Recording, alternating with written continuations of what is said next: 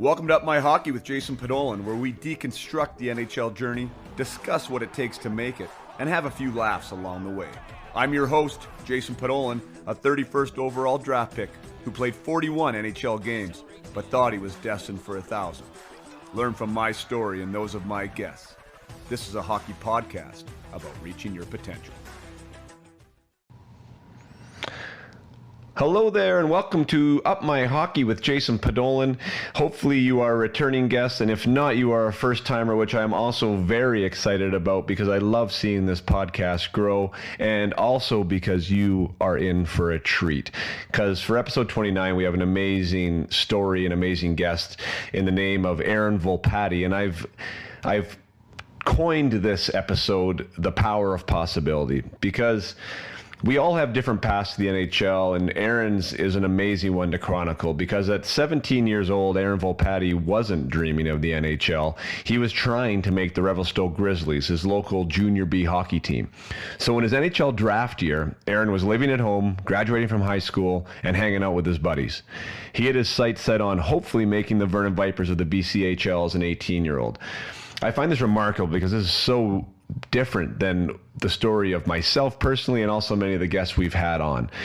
But the thing is, Volpatti ended up wearing the jersey of the Vancouver Canucks and the Washington Capitals, played over 100 games in the NHL. However, after seeing Aaron score only 7 goals in his first 112 games in the BCHL, you probably wouldn't have made that bet, and neither would have Aaron, quite honestly. But as we have heard before in this podcast, Aaron's greatest adversity turned out to be his life's greatest gifts. And at the conclusion of his second season with the Vernon Vipers, that adversity struck, as Aaron was involved in an awful accident at a team bush party that left him with second and third degree burns to over 40% of his body, if you can imagine that. He was told by the doctors he would probably never play hockey again. But after one phone call, and we'll get into who that phone call was from and why it was so impactful for Aaron, but Aaron made some other plans. And he said to himself he was going to be in the lineup for the season opener come September. And after 6 weeks in hospital, 4 weeks in a wheelchair, another month unable to walk, and 2 more major setbacks, kidney stones, and an appendicitis, Aaron was dressed to play on opening night. He willed it to happen. And during that process, he proved to himself that he could accomplish anything. He grew his resilience, his confidence, and his mindset. This is a phenomenal interview, and there's so many things we discussed, but some of the highlights for me was, that we discussed the possibilities that arise for ourselves when we know or either we assume that we generally only operate at about 40% of our capabilities. Like, what actually are we capable of if that's our baseline?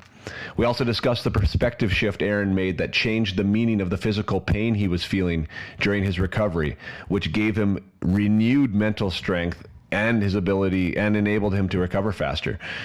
We talk about how having big dreams requires us to explore and change the personal standards we set for ourselves and how important that is.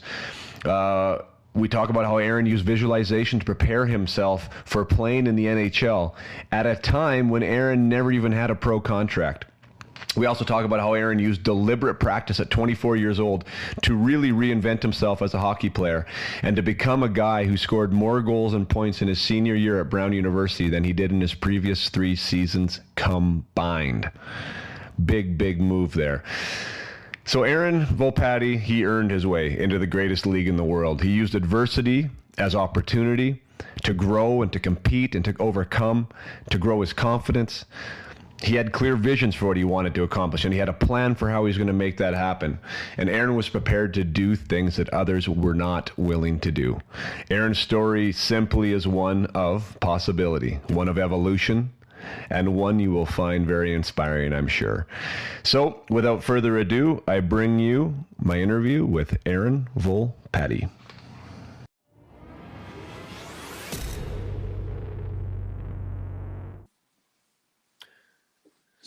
Okay, here we are. Welcome to, what is it now? Episode 29 with Aaron Volpatti. Aaron, pleasure to have you on the program. Awesome to see you, even with the no blinds in your apartment there. Looks like you're ready to go. Yeah, thanks, Jason. Thanks for having me. No problem. Yeah, Aaron and I know each other from Vernon. because that's where you were coming back to for a while. I mean, your junior hockey was there with the Vipers, and then obviously went on to the NHL. And so we've crossed paths a few times. But Aaron, for those who are just tuning in here and watching, I think you have a really super cool story. And I don't know how much you've talked about it, if at all, but just, your path. And that's kind of what this program is really about, is like everyone's got such a different path, and what hockey takes them, where hockey takes them is a lot of times unknown, right? And like, we don't know, and there's no one set map for everybody. And I think that your story is really, really interesting. And that's kind of where I would want to start, if that's all right. Like, you growing up in Revelstoke, and I said, remember you said you had some cool stories from there. So tell us about Revelstoke, and you played minor hockey, and how you got introduced to the game and all that good stuff. Yeah, like a lot of us, I was introduced at a really young age. I think I was 3 or 4 by the time I was playing hockey. Revelstoke is a great little town. I don't know if a lot of your listeners, and I'm sure you've been there the odd time. Probably not for hockey. I don't think we had any AAA teams when I was there, but it's a lot different now with the ski hill. So it was great. Like, I did a lot of mountain biking, skiing, baseball, soccer, everything that, spent a lot of time outdoors. My family we live right downtown. So, it was good when I was sneaking home from the bar when I was of age, but, it's just a great little town. And now it's just been injected with all this young people from all over the world coming and spending time there, which has been great. And, but yeah, growing up there was amazing with all the snow and we'd go up the mountain, snowmobile, and play hockey, play pond hockey, like all the things you could imagine. So when were you like, so you said you started playing at like 4, like when did it become a thing for you? Like, was there ever a point for you where it was like, this is what I want to do, or this is what I want this to take me somewhere? Yeah. To be honest, pro hockey was never on my radar. Like, it was on my radar maybe when I was 23, like when I was in college. Like, I was never really that good. Like, I was the best player in Revelstoke for my age, but that it's a tiny town, right? So what I wanted, like, for me, what I worked well was just setting like little goals, right? Like, yeah, everyone wants to play in the NHL, but like, I wasn't like yourself, like a top prospect. For me, it was, I'd really love to play for the Revelstoke Grizzlies. And then from there, it was like, I'm going to try and play for the Vipers. Like, that's my goal. And then, I mean, when I was in high school, and I was like, junior hockey was on my radar, I really wanted to get a scholarship. So that was my NHL. Like, if I did that, I achieved my goal. And so all the rest was just bonus after that. Right. And, I mean, we'll get into like how I was able to do that, with like, I know you're big with the mindset. Like, that was so huge for me, like what I've went through, and like having that mindset because of all that. So that really helped. But yeah, right. So well, yeah, let's go back. Let's go back, Aaron, because like, so you're playing hockey in Revelstoke. Like you said, you're rolling around, you're doing your thing. You're being an athlete. You're playing hockey when hockey's available. You're the best player in Revelstoke. You said Revelstoke didn't really have much of there wasn't a AAA program there. Maybe AA might have. I mean, I don't know, what was it, AA or A hockey you were playing? I played house hockey when I was like 14. Like, right. We didn't have enough players, so we had to play house. So I went from hitting, and like that was my game, was skating and hitting. So I went from hitting.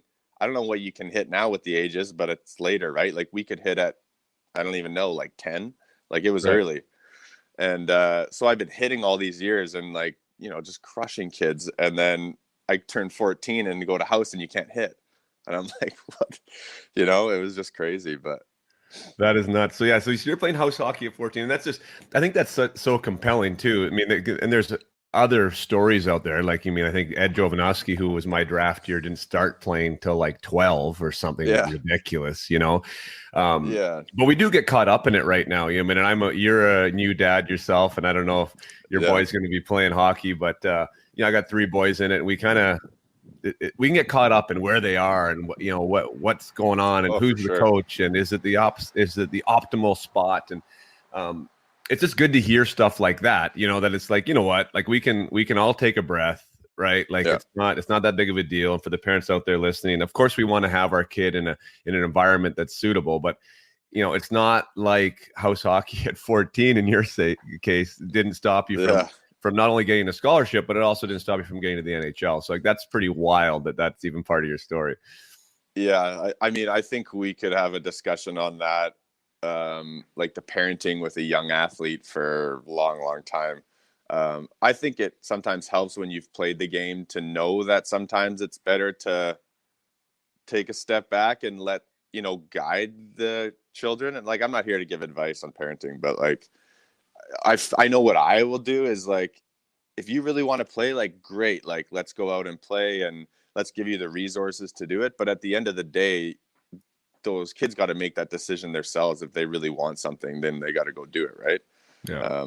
And that's exactly your point. Space, I think, like, sorry to cut you off there, but like, no, I think that's such an interesting point is one, they have to want to do it, but two, they have to be allowed the space to figure out if they want to do it on their own. You know what I mean? Like of their own volition with their own agency involved, right? Because it's so guided now. And that's one thing that I find is allowing, like, I'm trying to allow my boys the space to ask me when they can go to the ice, right? Like when can I, like, where's this hockey camp? Like, and having them look into stuff, because I think for me, I think that's important, right? Because when it's just force fed, even though they like hockey, if I was just to line up session after session and skill thing and dry, I mean, it's like it becomes not part of their DNA, it's my DNA, right? So like I try and allow them the space of like, hey dad, we want to, like, my boys like doing some dry land, right? But it's not me all the time saying let's go do dry land. Like, we're gonna run stairs today, and I like that, right? I like them coming up with, allowing them the space to be able to do that.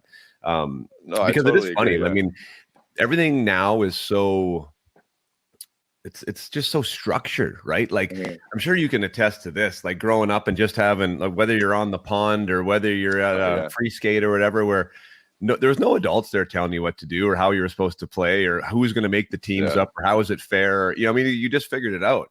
And now I find, like, when kids are in that environment, they're almost like looking around and like, now what? Like, no one's got a whistle. No one's telling me what to do, Yeah, it's important for them to have that free play, I guess is what it's called, right?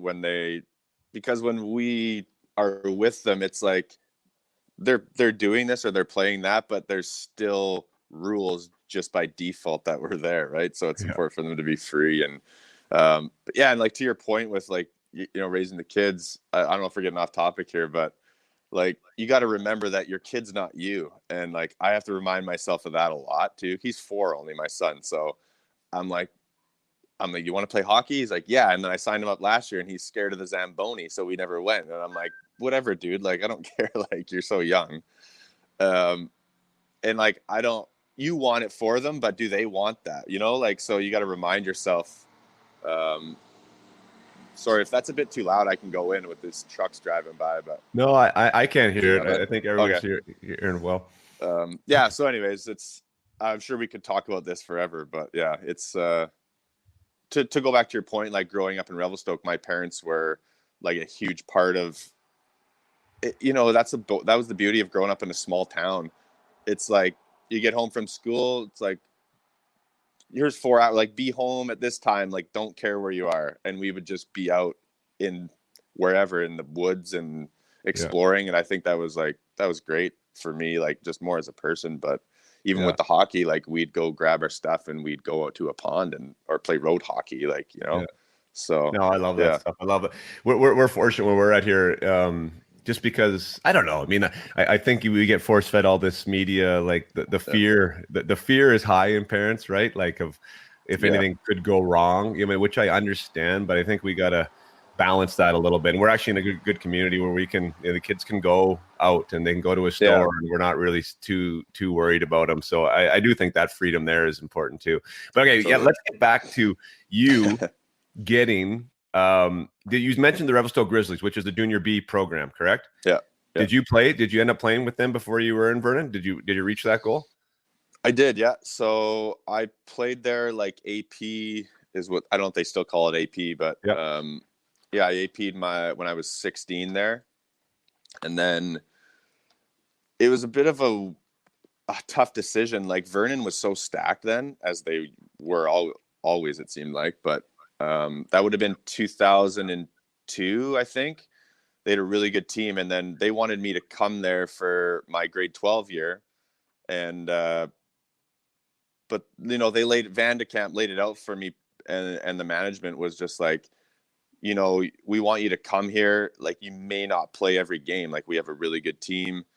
We'll kind of reassess it at Christmas. And, I just remember talking with my parents, and I'm like, they were affiliated with Grand Forks at the time. And I'm like, I really don't want to like be in Grand Forks my grade 12 year. Like, so ultimately we decided just to go back my grade 12 year to Revelstoke. I went to Vernon's camp, and, still they're like, we want you as our kind of like 12th, 13th forward. And I just, it was a good decision because I think it was the right one. I went back to Revelstoke. I graduated with all my buddies, played first line on the Grizzlies, got in the odd scrap and got my feet wet for what I would need to do later down the road. And so, you get that confidence too, right? When you're playing those minutes. And so yeah, ultimately I graduated back home in Revelstoke with all my buddies, played for the Grizzlies, and then went to Vernon the next year. So that's wild. Played a year and a half, 2 years. Like you're saying, that was technically, and I'm just like looking at our past differently. So you're like your grad year, which was also then would be your draft year, right? Oh, yeah, like totally different pass, like right, which wasn't even on the radar then. I mean, you were trying to make Vernon, right? Like you were in Revelstoke doing your thing, graduating. Yeah, that's so nuts. And then like, which I love too, and you played 114 games and I played 41. Like that is cool in and of itself as well. Like everyone has a different way to get there. And we're some people, I haven't mentioned it yet, but we are live right now. So for those who listen later, in my Facebook group, which is My Hockey, the parent group. And I'm also on my personal page right now, which I don't do all the time, but we do have some people saying hi. Marty Stein and Nick Konarowski both have comments. So if you guys have comments out there that are listening, by all means, please. That's one of the advantages of doing this. If someone has something they want to share with Aaron, I'll definitely get it out there. So yeah, so please give us your feedback on what you think is going on here. And if you have any questions, by all means, throw them out there. But so yeah, because I was looking. So you were with Revelstoke. And so that was interesting. You talked about that. So obviously minor hockey, we're not fighting. And not that you were just a fighter by any stretch of the imagination, but you were a physical element. Let's put it that way. And so was that something you knew was kind of a piece of your game, or was it something that you found out when you were playing with Revelstoke that you were good at that aspect as well, and maybe that was going to be part of your toolkit? No, that was always, for me, it was always first, it was skating and hitting second. And the fighting came because of that, right? When you play junior, I was just always really good at the angles and that part of the element of hitting. I was just really good at it, and I was fast, and I wasn't big, I was tiny, so I think I broke my collarbones like twice each when I was in minor hockey, because I was literally the tiniest kid in the whole city. So I'm like, once kids start hitting puberty and they start growing, there's this huge discrepancy in size, and I was always breaking stuff. And but I was good at it. And then finally I grew. And then like I think in Vernon, I really came into that role because, and like we'll get into this, but like as I moved up the ranks, I always had to go back to what I knew. Like, and then when I would get comfortable, or not comfortable, when I would like grow and add a little bit of that offense to my game, which was never like that much, but when I did add that, it was like, okay, now I've become this better player and I'm moving on to the next level. And it's like, let's go back to what you know. And that's how I was successful at it, was just going back to that. And the fighting was more, like I said, a byproduct of me like killing guys a lot of the time. And and like turning pro, I also knew, like when you turn pro, it's like, holy, like the guys are so good. And you really like, for me, it was just like, yeah, this is definitely what I'm going to have to do again to make that next jump. Right. So, yeah.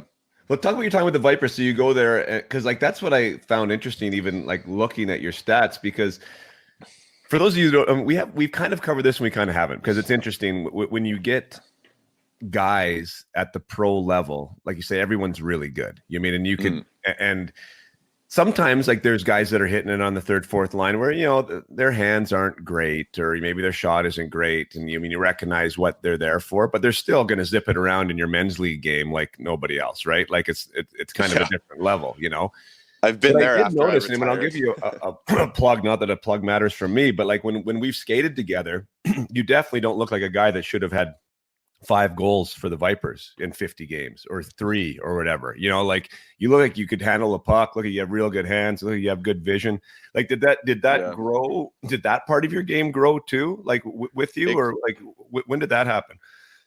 Yeah, that grew a ton for me. I was such a better player coming out of college than I was when I went in. Like crazy better. So that really didn't come until I was 21. So like, that's just another point. Like everyone, the kids now are in such a rush. And like, for me taking my time, I didn't know it at the time because I wasn't good enough to have that opportunity to go sooner. But like, I was just a late developer. And then combined with that, like mental part of that and that drive, and like the work that I put in, especially when I was in college, my skills just went like shot through the roof, which was cool to see. And then you even see it with my stats. Like I just exploded that last year, and it's not like there's no coincidence there. There's a reason for all of that. Right. You got better. I got way better. And like that happened for me at 24 years old. I was a senior in college at 24. So, it's never too late. Like that's what I like for me to stay in junior till I was 21 and spend 4 years of college and like I went from this small junior kid to, I was one of the bigger guys in college. So, you're bigger, you're stronger, and then combine that with the skills. So yeah, I don't think I scored my first goal in junior until like game 40 or in Vernon until like game 40 something. It was a sick goal though. Yeah. I mean, cause like 55 games, you had 5 points that year. One goal, 4 assists. I'm pretty sure Vandekamp told me to not even worry where the puck was because that was when the rules were different. So we would have like, and some of the listeners would probably remember the starting play we used to do in Vernon. Like if we did that now, I think we'd probably be like, we'd be out of the league, like let alone suspended. But we would have our centerman Dean Strong, and then on our opening face-off play for the game. So we'd always start, and Dino would win the draw like every time. He never lost the draw, no matter what. And Dallas Costanzo and myself, and he could hit like a train too. We'd be on the point, and the D-man would be up so we could get like as much of a start. Sometimes we'd start from like our own circles because we were just like, it was like a train coming, and they knew it was coming. And like every time he'd win it to Dallas would flip it up right behind the net, and it was like game on. Like didn't matter where the puck was. It was like we were just taking out whoever was there. And it would like set the tone. And like if that play, I mean, it worked pretty much every time, but we had such a good team that year. Like we were kind of unstoppable, and it just like set that tone. But yeah, it's just funny. I knew what my role was, like, and it was I don't know if you agree now, but like sometimes even when I was skating in the lockout with those guys back in 2012, I just felt like the roles weren't as defined as when like we came through junior. Like there was a very, very hard line between the bottom 6 and the top 6. You were probably on that top 6, but I wasn't. I was in the bottom 6. But I like relished that. Like I knew what I was, and that's what like, and then I was good at it because you embrace it. And right. And I don't know if that's there anymore. That's also partly because the game's changed a lot, but it was very clear for me. And Larry Black, I don't know if you remember Larry. But anyways, he was the manager in Revelstoke and also was scouting for Vernon, and he was a big part of like my career early because he sat me down, when I had a decent year my last year at junior B and going to Vernon, and he sat me down. He said, "Listen, like you are not a goal scorer. Like don't ever forget that." And maybe kids don't want to hear that, but kids know where you stand. Like I knew I wasn't a goal scorer. You know, like that's in minor hockey. Well, yeah, like everyone that plays junior was a goal scorer in minor hockey for the most part.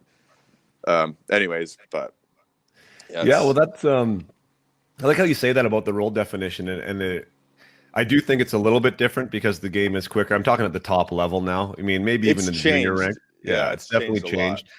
But I can relate to that just in not having that clear definition, especially when trying to make the jump to the NHL, because, you know, you being one thing forever, you know, which was a guy that put the puck in the net and was in a position to score and had a knack to do it.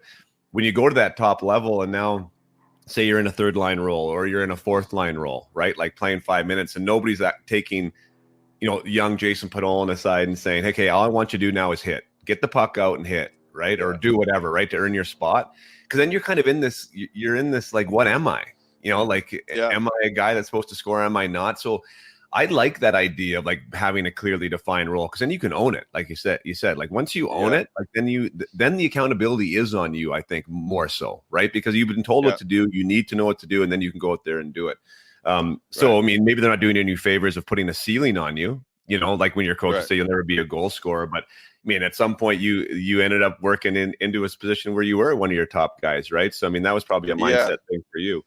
Oh, totally. Wait, I want to get in. So you mean, here's a guy. So you've got 5 points your first and 134 PIM. So obviously you're getting in the box a bit. What's that? Why are you laughing? At 5 points? Why I'm laughing is because I want to keep saying that. Patty, I want to keep saying that because there's so many guys out there that are like worried about, I don't know, like, and parents too, right? Like, I just think that's wild. That's super wild. And then the next year, kind of similar. You have a great team, though. You guys get to the final that next year, your second year. You're in a little bit bigger role, it seems like. But then where I want to get to, and we want to talk, and I don't want to rush through Vernon because Vernon had a great run there, but you guys get knocked out that year, right? So now you've felt, you know, you're in the league for the second year, which is always nice too, right? You've kind of established yourself, you know where you're a little more comfortable. You guys have another good showing, and then you get knocked out, and like, let's get into the accident, because that was really a pivotal point for you. I know a lot of people probably don't know about it here that are listening. Yeah. So what happened there? Like, what walk us through what happened and the aftermath of what happened.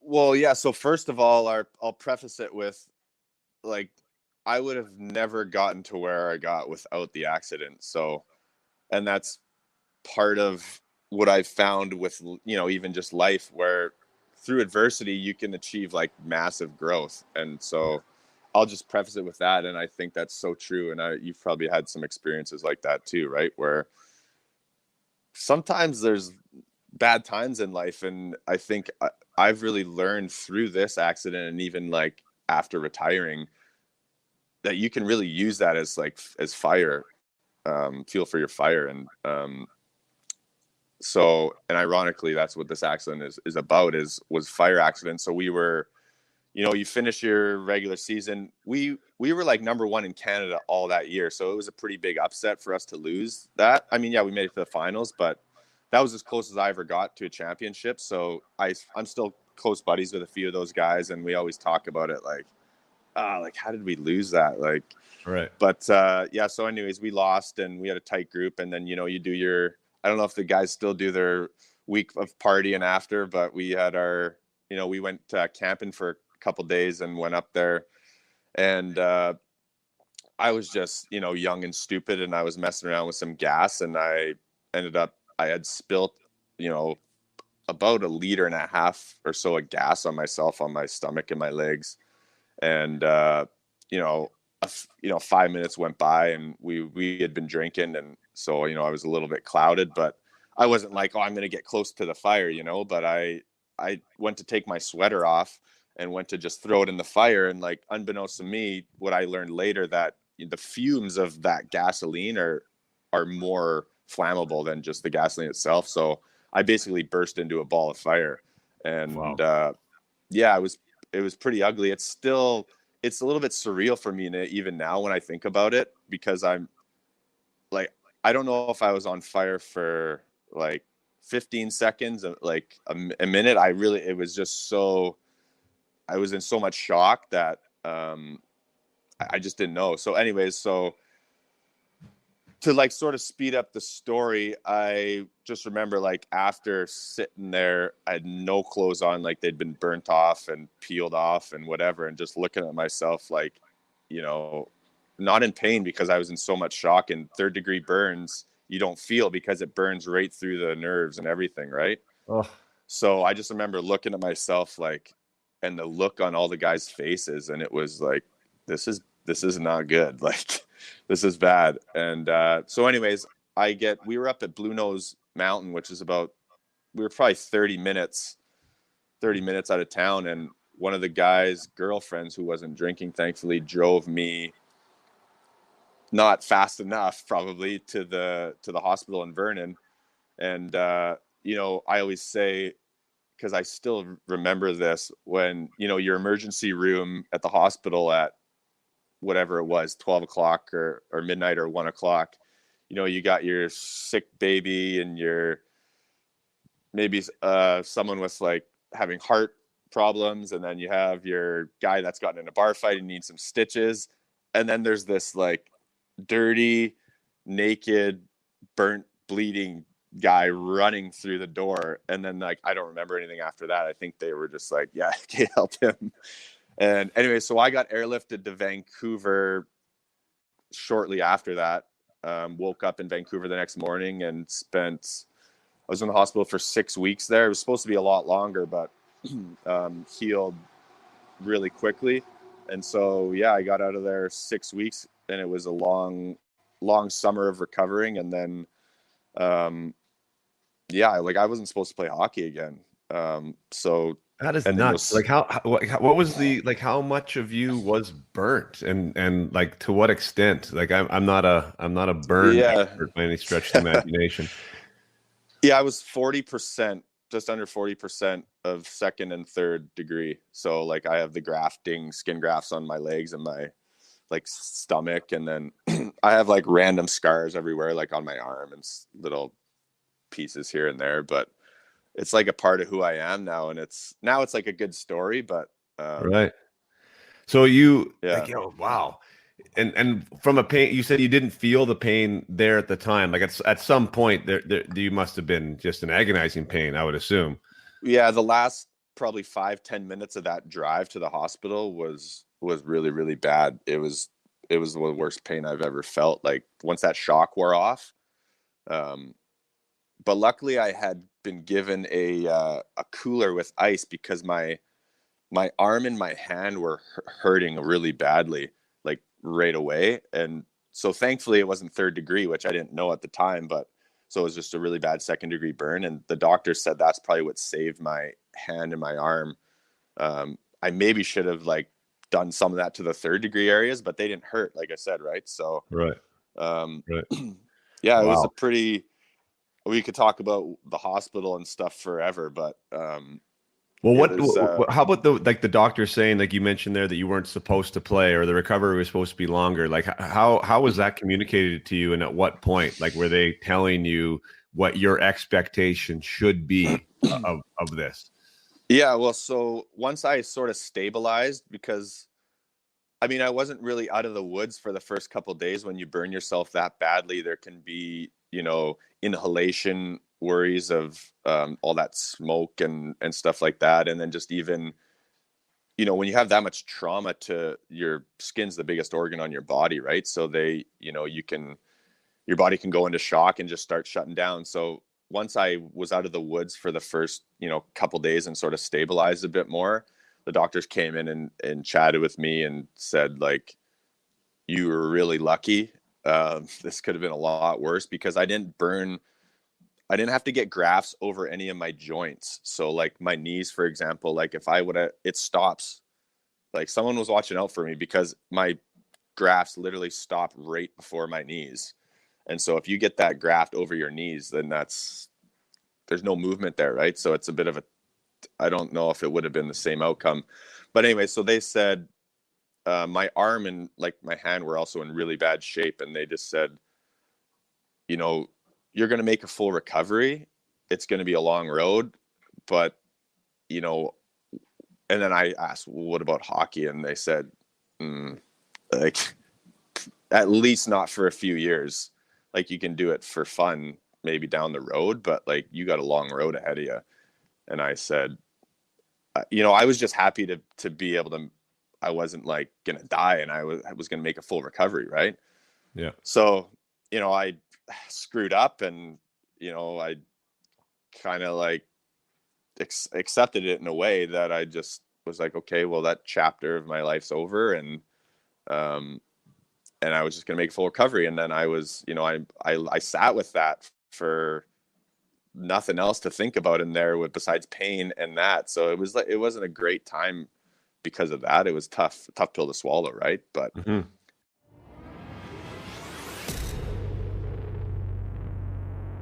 Just going to take a short break here from the conversation with Aaron to remind you and to thank you for those of you who have subscribed, for those of you who have shared the podcast, for those of you who have written a review on Apple. I thank you for that. Super grateful. It really does help grow the program and the show. And for those of you who haven't, this is my ask. This is my request for support, that I thank you for being here with me, and I thank you for choosing to spend your time with us. But I also ask you to share that experience and to share what you're pumped about and why you're choosing to make the decision to spend some time here, because there must be something you enjoy. You must find value in the stories, and that means others will find value too, but they have to know about it. So in this world of mass amounts of content, mass amounts of options, please put your voice to an option that you find worth listening to, because others may do the same. So once again, thank you for those who have subscribed, reviewed, and shared. And for those of you who haven't, please do take the time and let somebody else know about the program and what we're all about here. And now I'll bring you back to my episode with Aaron Volpatti. Thank you.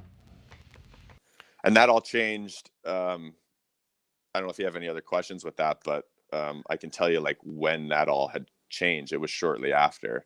Yeah, well, I mean, it's interesting because I had Mike Shaw on, who is he's from Vernon as well, right? And he had that ski accident, and it was a really powerful interview inside the group, and I was crazy, losing my mind listening to him talk about it. And he was sitting there in the hospital bed, not being able to move anything, right? Yeah. He was a quadriplegic at the time, and they were telling him that he'd never walk again.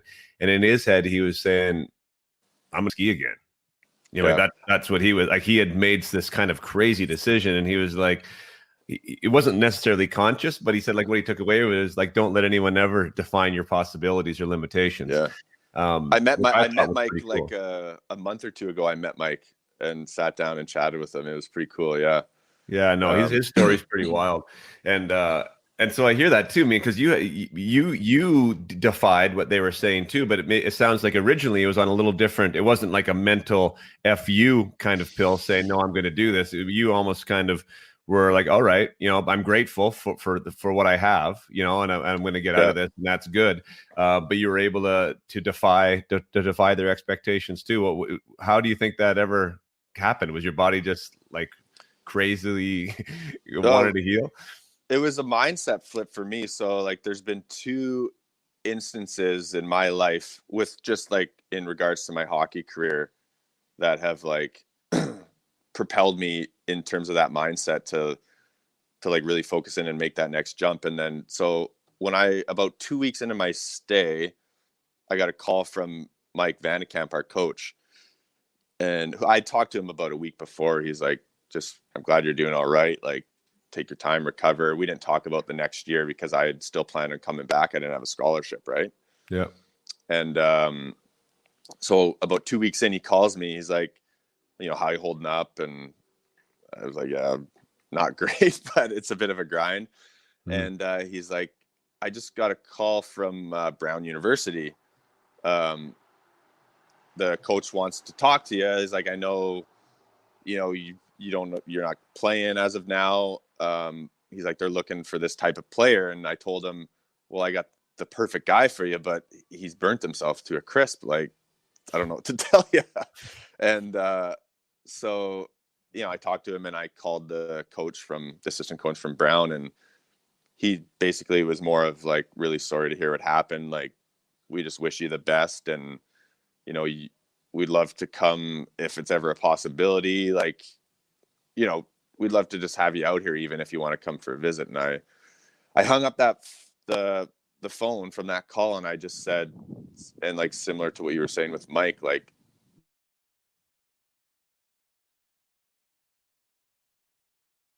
Oh, I can't hear you yet. Just cut out for a sec. oh, sorry. Oh, there, you're back now. Sorry, someone called me. I'm on my phone. No worries. Yeah, so someone, I hung up the phone, and like I flipped. I'm like, I just said like F that. Like, I'm gonna recover from this. I'm gonna play. Like, that's my dream. Like, that scholarship. I'm like, yeah, like the doctors are saying this, but why? Well, why do I have to be like a statistic like everyone else? Like, you know, screw that. So I flipped that mindset. So instead of just like living with that pain, because I always described that pain of being in the hospital, of being like, is like you're being tattooed like 24/7. So you're always at like a 5 or 6 out of 10 pain, and it just never goes away. And it would be worse. Some days it would be a 10 after they would like take you in the shower and like scrub you down. Like, you're not awake for it, but you'd come out of there like in a lot of pain. But when I got that call, when I hung up that phone, like, I didn't know I had that in me. It like just awoke something. And I started framing my pain differently, and I started using it like, you know, this is my body healing itself. And that's when I started doing a lot of visualization. I did some reading, and I literally would just sit there because I had nothing else to do besides like heal. And I like watched some TV once I was a little bit, you know, feeling better. But I would just visualize, like, you know, seeing myself play for Vernon that year. And like physically, I would like, even at a cellular level, I would like, because I was like a biology guy, I was interested in science and stuff. I would like just visualize like my burns healing, and like I'd visualize like my cells like forming new skin, and like all this might sound crazy, but I was supposed to be in the hospital all summer. And once I got those grafts done, like I recovered quick, really quick. And, you know, even still, like that's why I played, I think it was 20 something games. So I got out of the hospital kind of midsummer, and then, you know, I couldn't stand up or walk because for another like month or two, because all that blood would rush to my legs. So I was in a wheelchair out of the hospital for, you know, probably another month, and then not walking for, I don't know, another few weeks after that. So once August hit, it was like I did everything in my power to, like, I was playing opening night. That was my goal.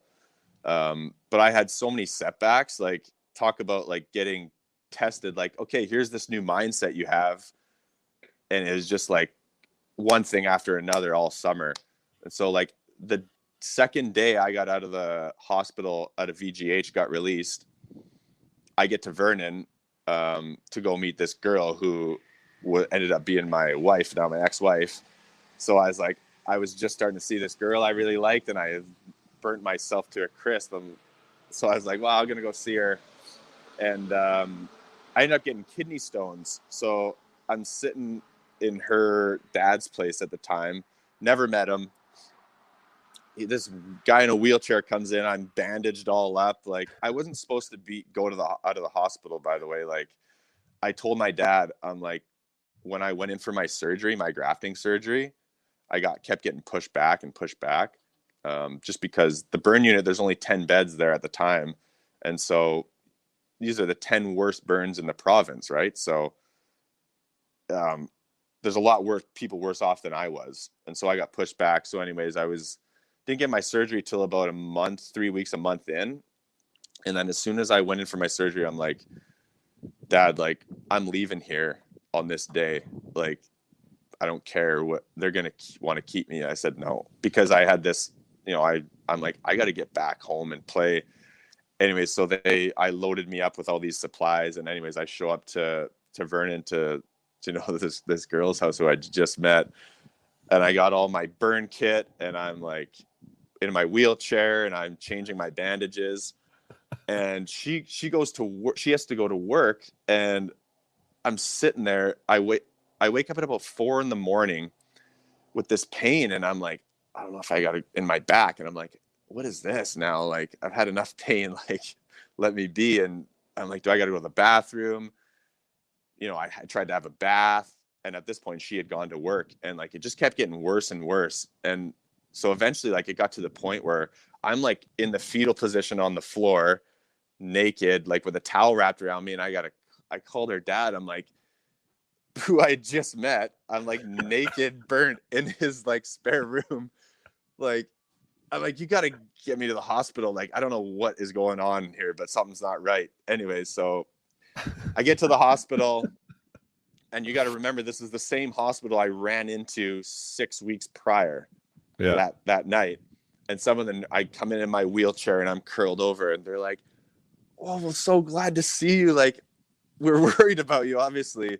And I'm like, yeah, like, I don't know what's going on. You got to help me. Anyways, I had kidney stones. So I had this pain in my back from being so dehydrated from recovering from this burn. I got kidney stones.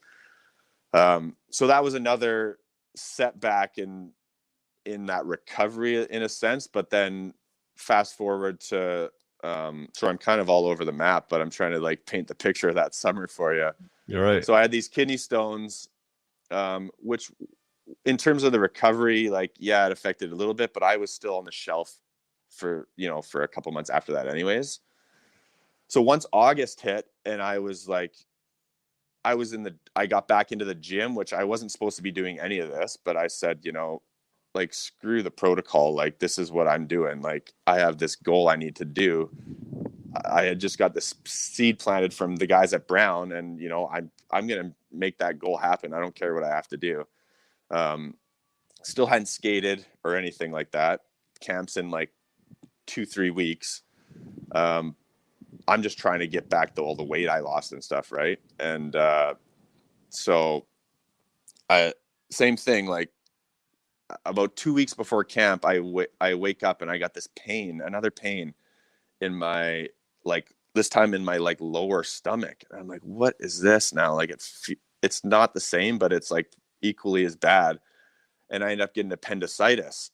Jeez. So I had like everything that summer.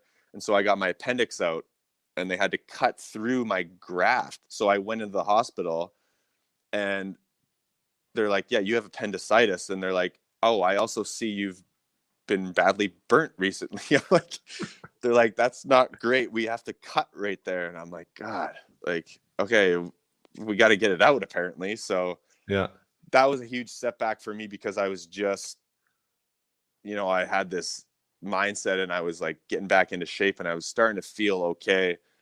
And then I had this, and and then I'm really on the shelf for a couple of weeks. I got to wait a bit. So I go to Vernon knowing all this, and they don't think I'm playing still. Like, I haven't skated. But in my mind, I was the whole time. It's just, I hadn't been on the ice. So anyways, camp starts. I'm just, cleared, I guess, to like try going on the ice. And so I skate on my own a few times. And I'm sure Vandecamp was probably like, oh, I don't want to put this guy in. Like, he hasn't even skated. But I think he knew that, like, I was playing, like there wasn't any stopping it. So I got a couple practices in with the team, and I played on that opening night. I think it was September 9th, which was pretty emotional, like stepping onto that ice. It was pretty cool. Just like, it was really emotional just with the fans there and like cheering me on. How'd you do it? Like, how did that even work? So I still wasn't fully healed. Like, that was one of the main issues was infection, because this still hadn't closed. That wound still hadn't closed. So, but like, still, I'm like, if I don't play, I'm not going to get a scholarship. So like, it was pretty cut and dry for me. Like, I was playing. Right. But opening night, Patty, like opening night is, that was your goal. And I respect you for making that. But Christmas might've been, you could have still maybe got something if you waited till Christmas. You know what I mean? Like you said, like you had lost weight, you'd gone through all this stuff. You hadn't skated, like it's kind of seems like it was rushed, and I guess it kind of was in a way, correct? Oh, it was for sure. I wasn't ready to play. Like I probably wasn't ready at all that year to play. Right. I was still in a lot of pain. Like my burns were still fresh, and I actually had to wear a bodysuit for 2 full years for the scarring. So I wore that through college too. Because if I didn't, if I took that off, like, so I would play, shower. When I took that off, like the scars, if within like 5-10 minutes, they would raise like half an inch and they'd be rock hard, which is crazy. I'm like, how does that happen so fast? But yeah, you had to wear them to keep that pressure on the scar to keep it down. Wow. Anyways, so that's nuts. Yeah, it was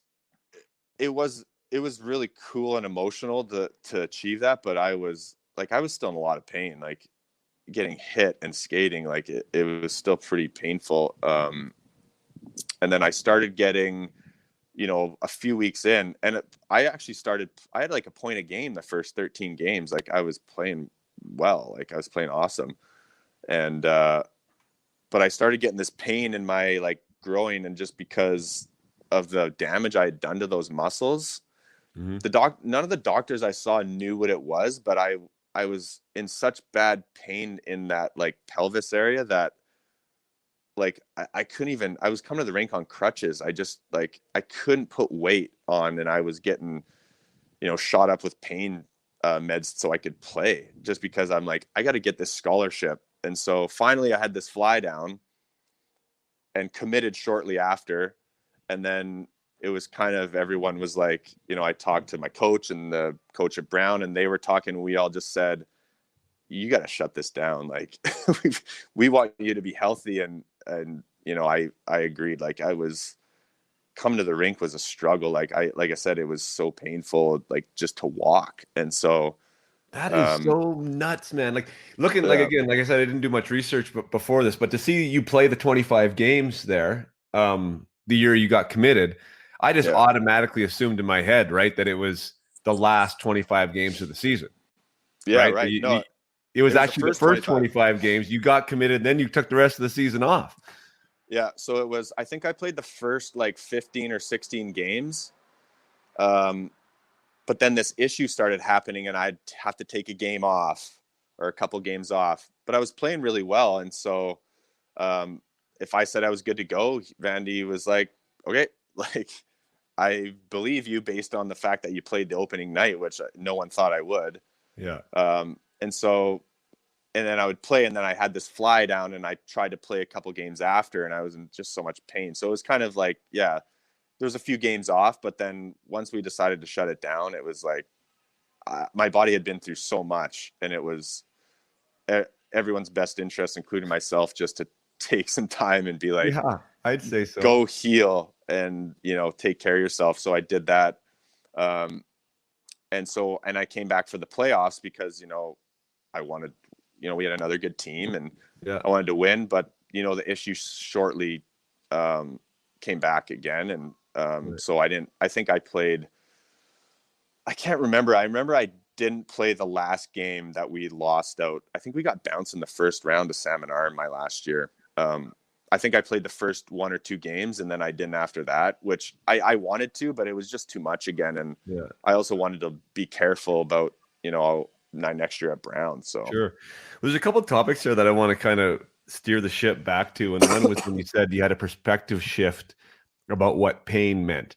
And I think that's a really powerful scenario, because I think that although not all of us listening, probably very few of us listening have dealt with the burns you were dealing with, but we've all experienced some form of pain before.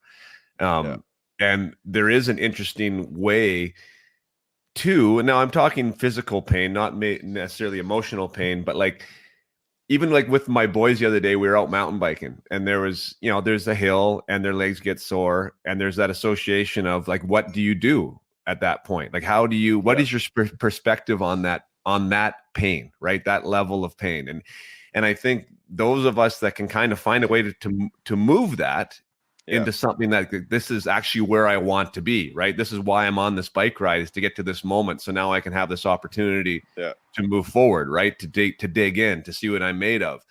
Or there's people that think, okay, when my legs get sore on that bike ride, that's the point where I get off the bike and I walk, because my body's telling me that's enough, and I'm not saying one's right or not, but there is a perspective shift that's different there in those two scenarios. Totally. And it's a powerful one. Was there, as far as that, was it a light switch kind of thing for you, or was like, now this is going to mean something different, or like, how can you walk us through that, like what that meant for you, or how that manifested? Yeah. So part of it was just like, I don't know, I was able to start sitting with that pain and like breathe through it, and almost just, like I said, I was able to like frame it differently and utilize it, and like it dissipated a little bit, which I'm like, holy crap, like this is cool. And yeah, I started using that as fuel in terms of, like I said, visualization, in terms of like seeing my body recover. Right. And a lot of us have probably heard like the 40% rule. And part of it was just that I didn't know that I had that in me, like as a human being, that we all have that. Right. And do you mean us operating at 40% capacity? Well, yeah. So what we think when we hit our limit, like you've only hit 40%, like there's so much more you have. Most people just haven't tapped into that because they don't know how. I didn't know how until like I had flipped that and I started, using my mind, and which is, I mean, now I know like the greatest tool we all have is our minds, because I've lived that and I've seen that. So like I said, I wouldn't be where I got to without that experience. Like when I turned pro and when I went into the camps, and even through like college fitness testing, like you remember the Wingate tests, like I blew those tests out of the water, like off the charts, because I learned to like sit with that pain and like, just, I don't know, I could push through it. But that, like you said, that's the physical pain. Like there's also the emotional side, which like I've dealt with some of that even after retirement. And I've thankfully like had this resource, because it's different, but it's very similar too, in a way. So yeah, it's just, it's pretty powerful stuff if you can, but it takes a lot of practice. It's not an easy thing to do. Right. You need to work that muscle, that mind muscle, like on the daily, because if you don't, like, even I lose it a little bit sometimes. It's like confidence is the same. Yeah, it's a mindset, and sometimes when you really keep up with it, and that sort of snowballs, and but it's going to get knocked down, and if you don't stay on it, it goes away. It doesn't stay there. Well, so that's a similar challenge, thing, don't you? Like it's even like, that's why I love these conversations, because for those listening, and even it's a reminder to me, is where is the limit? Right. I mean, like having that discussion of even somebody sitting there on their chair right now going, I got 60% in me that I haven't explored before. Like even that concept can be like, it's jarring, right, to think about that. Yeah. And I heard, the first time I heard it was David Goggins, who swears a lot and is one bad MF, but he thinks that we operate at around 40%. And he says, if you get to 50, like you're like rolling, and like he's always out there to try and find how close he can get to his threshold. And when you start thinking like that, like it does open up, like you lean into resistance, right? You fight through different things. You're curious about how you can find ways to improve and get better. And that's empowering, and that's empowering. And it is about using your mind in a way that you haven't been to before, being curious about what your physical capabilities are. And like you said, I mean, with what you went through there was essentially a gift, which isn't, I mean, if someone would say, hey, you want to get burnt 40% of your body, and no one in the world would sign up for that. Right. But like the fact that you did it, and it was able to provide you with this perspective ability that potentially allowed you to play in the NHL at the end of the day. Right. 100% it did. Yeah. I didn't know it at the time, but absolutely it did for sure. So that is so crazy. And the other thing too, I was thinking about, Patty, was, and I want to talk to you about visualization a little bit more, but even about the standards. Like I talked to some of my personal clients about standards and how you created, it sounds like you created your own standards within that world, right? Because you had a set of expectations that was different than everybody else. all these experts were around you saying, no, you shouldn't be doing this, or you shouldn't be in the gym, or you should be doing X or Y. And you were like, no, right? Whatever it compelled you inside to do that, but you had a different set of requirements for what you were operating on, and your standards were different. And because they were different, it allowed you to do different things. And that's one thing I think is really, really empowering to people to hear, is like, develop your own standards, right? I usually associate that with hard work personally. Like, hard work to you probably means something different than it means to me, probably means something different than my next door neighbor. Right. But like when we have this idea of what is my standard, right? Like what am I willing to do to get what I want? You start operating outside of this idea or this paradigm that everyone else has created. Even like when you go to your junior camp, right? And you have your workout after practice and you skate whatever, and then everyone else goes home. Yeah. Is that really what the day should be like for somebody if you want to get somewhere? You know, is there something else you could be doing? Is there some standard you could do that could maybe, you know, give you to a different level? I just think it's when you're curious about that stuff, it allows you to find what is actually meant for you, what's best for you, right? No, I totally agree. It's challenging because it, like I said, it wavers and it doesn't stay that mindset and that world that you can like sometimes live in when you're operating at like you feel great. That's not hard to keep, or sorry, it's hard to keep. Right. And I've lived that, and I've realized that I'm like I had that, like when I was in Vernon that last year, I was living in my own world. Like I was just trying to get through this, like the pain and like the physical pain to overcome that and play. And I lived in this own little bubble of mine. It felt like, but it was a very powerful bubble in that sense too. But I think you're totally right with the standards. Like they look different for everyone, and they should look different for everyone. And yeah, are there rules in life? Absolutely. But not in some senses, like with your standards, there shouldn't be, I don't think. Yeah. So yeah, no, and that's, I mean, you had a goal, and I think like, I don't know, I mean, there's so much content out there on goals and being goal oriented and short term and long term, and it can become really theoretical and almost academic, like a textbook kind of style. But there is a fire around having something that you want, that you truly want, like you see in yourself in that opening day lineup was like tangible, real for you, so much so that like you were willing to do shit that other people wouldn't do. You know, and I don't know how to create that, like how to give people like to have that passion, to be that passionate about something. But my goodness, like when those dots connect, like real cool things happen. Oh, it just like, yeah, you fulfill that, and it's something that you've been on this path to do, and then you do it, and just the rewarding feeling you get from that is pretty amazing. To put work into something and, you know, see it through and see it come to fruition is really cool and rewarding. So, and then it just makes that connection in your brain stronger, and then makes your mindset stronger. How much did you, were you familiar with visualization at all? Like as far as a high performance tool prior to the burn? And if you weren't, like how much did you utilize it afterwards? Yeah, I wasn't familiar with it until then. And, you know what? I really wish I remembered what this book was called, because there was like books in this, in the burn unit, where in like the little common area, when I was, you know, able to like get someone to wheel me around after a few weeks in the hospital. And I started reading this book, and I should have wrote it down, because it sat with me while I started doing it. And there's all these rules on what mindset needs to be in terms of like how you approach it and what visualization is. But like same thing with the standards, like it's what works for you. Like some people meditate, some people breathe, some people do yoga, some people just go outside and sit with themselves. Like there's all these rules, but like it's what works for you. Mm-hmm. And so I had what worked for me. And then I utilized that even like all throughout hockey, especially in college. It was like really, really powerful. And that was like part of the reason I had a lot of success there too, towards the end, because I used that. How'd you use it there? Pretty much.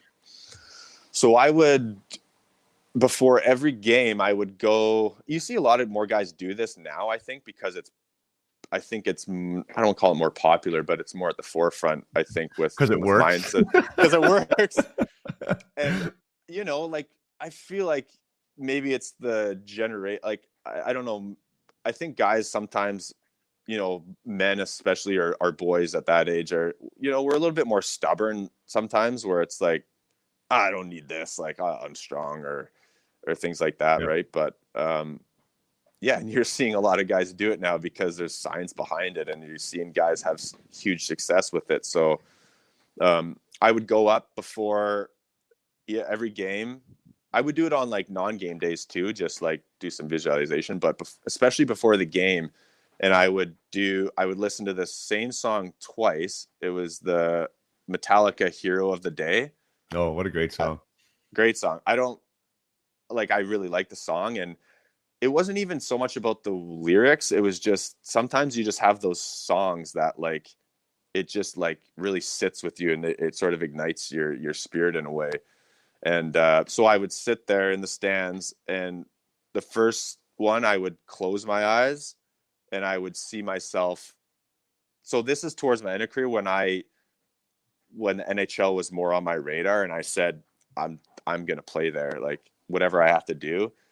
And so the first one, I would close my eyes and I would picture myself playing in the NHL, and I would picture myself, feeling great, and like feeling strong, and feeling fast, and, kind of invincible in a way. And then the second time it would come on, I would open my eyes and I would like see myself on the ice for that specific game. And I would see myself like make a really good play. I'd see myself score a goal. It was crazy. And it's crazy when you practice that, how I actually could see it. Like, that may sound a little bit crazy, but I would. And then I had a strong year my last year, and my confidence was so high and then I would go out and score like 2 or 3 goals. Like, for me, just not being an offensive guy, to have that, it was such a crazy experience, to be honest. Like, to have that mindset, my confidence was through the roof. And like, I'm sure you've had that at times in your career where you just know you're going to score, like, or you're going to make good plays. Like, it's pretty cool. So. No, I never did that. And gosh, I wish I did, because being in university, right? And like, and imagining yourself playing in the NHL, like in such a visceral, like real, tangible way, was probably powerful beyond you even recognized at the time. Because like, once you got there, you'd already been there in a way, and you've felt that before, and your neurology and your emotions were like prepared for that.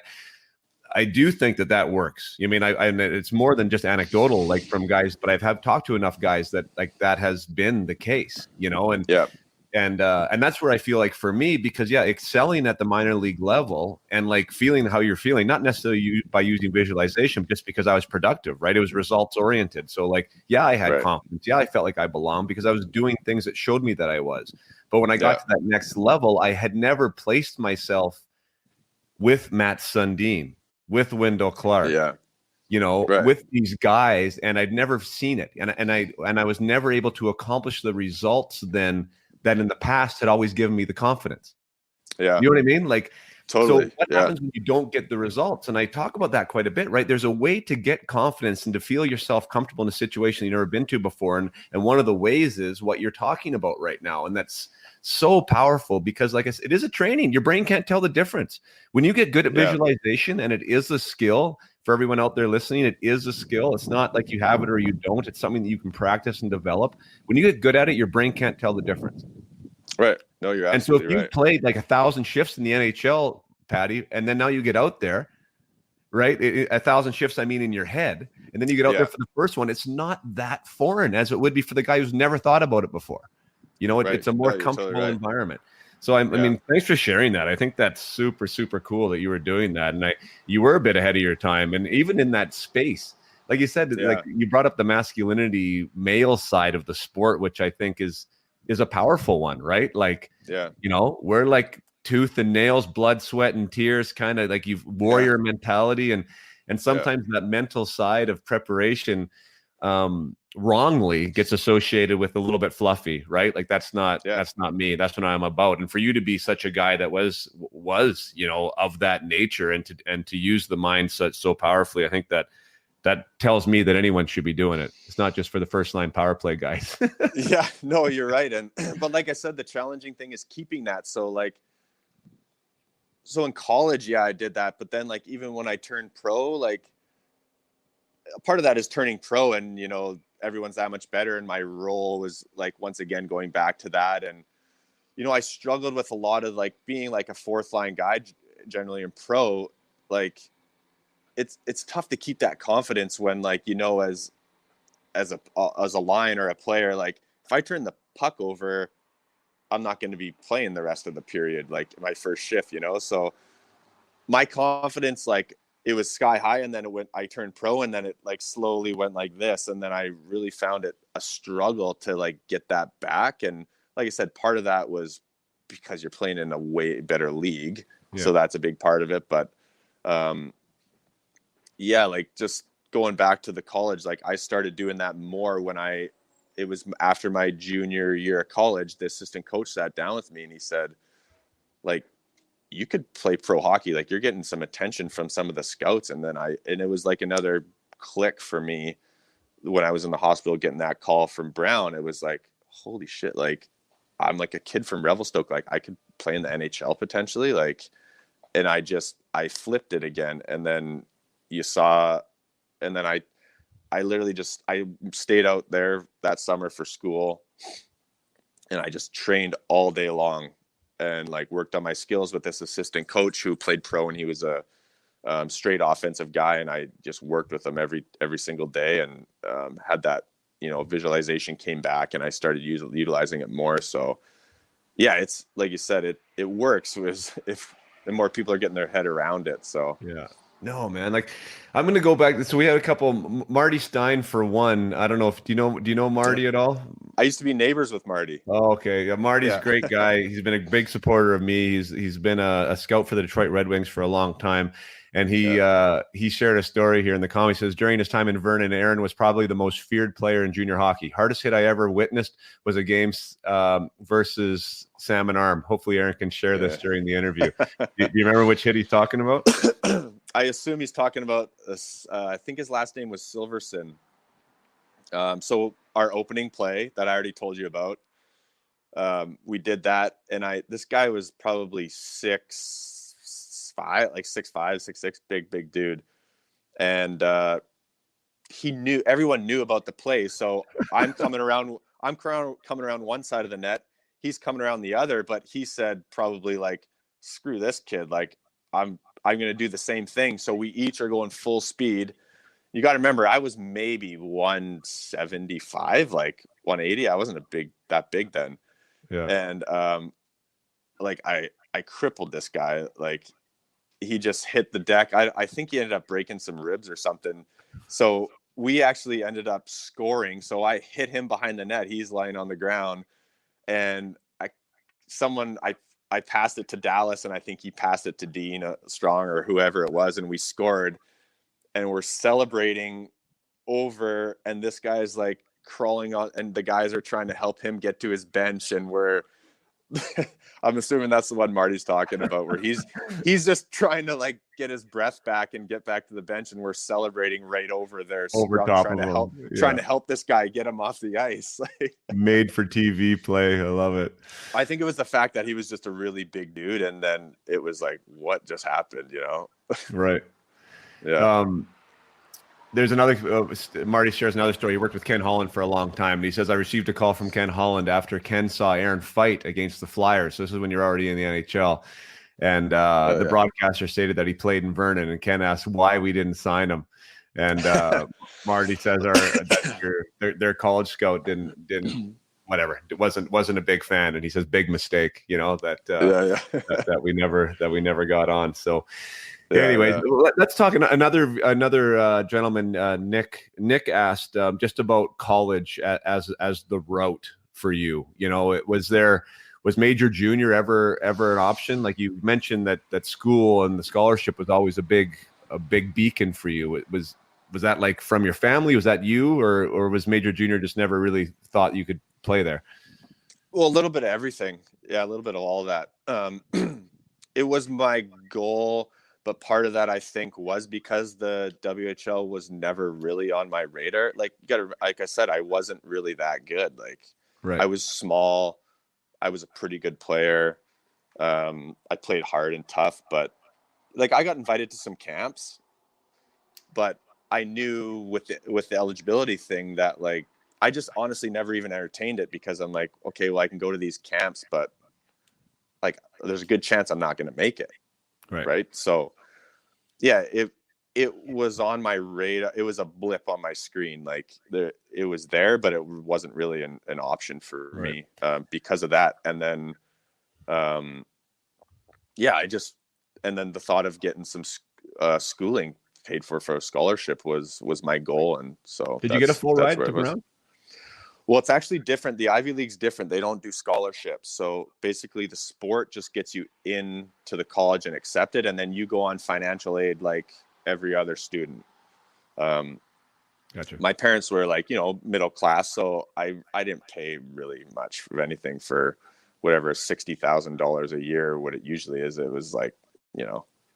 Didn't pay much. So it worked out to pretty much be a scholarship. But if your family has a ton of money, then you got to pay more. That's how it works. So gotcha. Yeah. So they I've talked about that before here, which is interesting because university hockey is becoming, well, I mean, it's parallel for sure, or more parallel than it's ever been to major junior route. I mean, the number of players it produces, but one thing it does is it definitely allows you to have a longer runway. Meaning, the development runway, like you said, I mean, you kind of hit your prime there in 09, 10 at 25 years old, from a skill point, right? You became a different player. Whereas I would have been in the minors for 5 years at the time and everyone had already forgotten about me, like it's definitely different. And when you're playing pro, as cause you were there and in the minors, like it's game after game after game. And like, it's not necessarily, they call it the development league, but like there's not enough time to really be on the ice and practicing and developing per se, right? Like, you're playing games all the time. Like you're on the road, you're doing all this stuff. So college turns into this place, which is even different than junior hockey, because junior hockey, you're playing 72 games a season, right? In college, you're playing a couple games in the weekend. So you definitely have an opportunity to be on the ice more and to develop. Like, was that a big, part of the process for you? It was huge for me. And like, I didn't, like I said, at the time, didn't really realize how huge it was.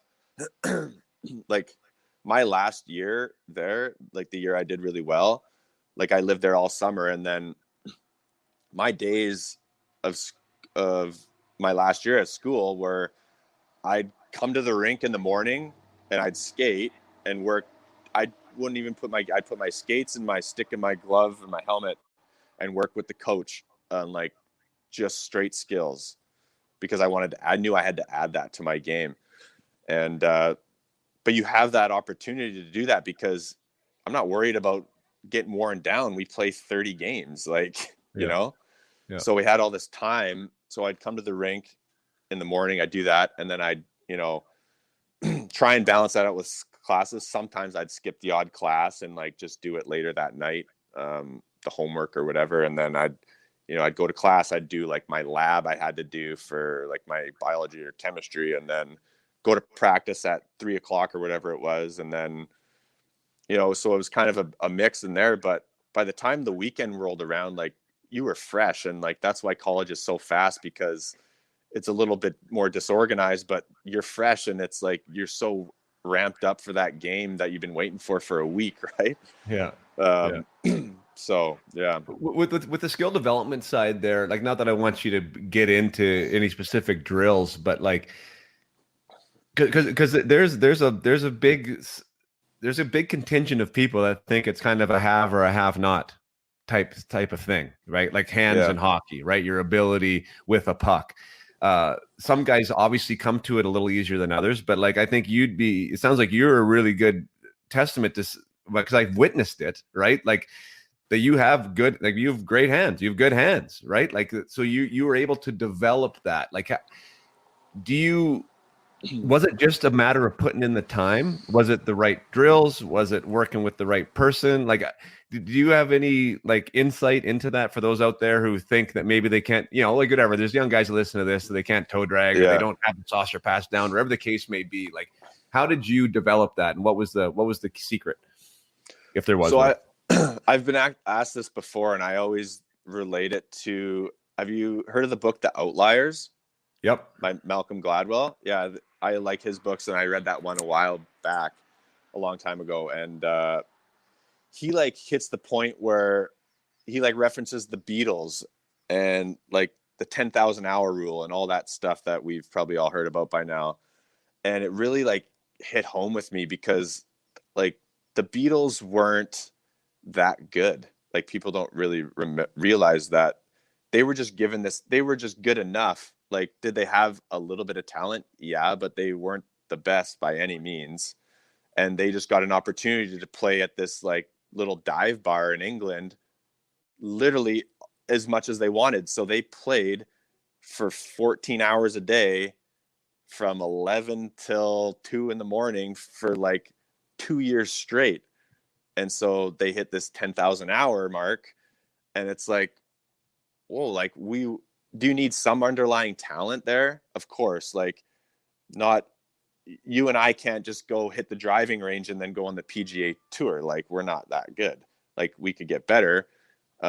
Same thing with like, being a musician, or you can learn anything, but yeah, you gotta have a little bit of underlying talent. But if you have that, you can really feed that with, practice. So I think it's a little bit of both, and that really hit home with me because like I was always just good enough to like, I crept into that next level always. Like it wasn't like it was a shoe-in for me ever.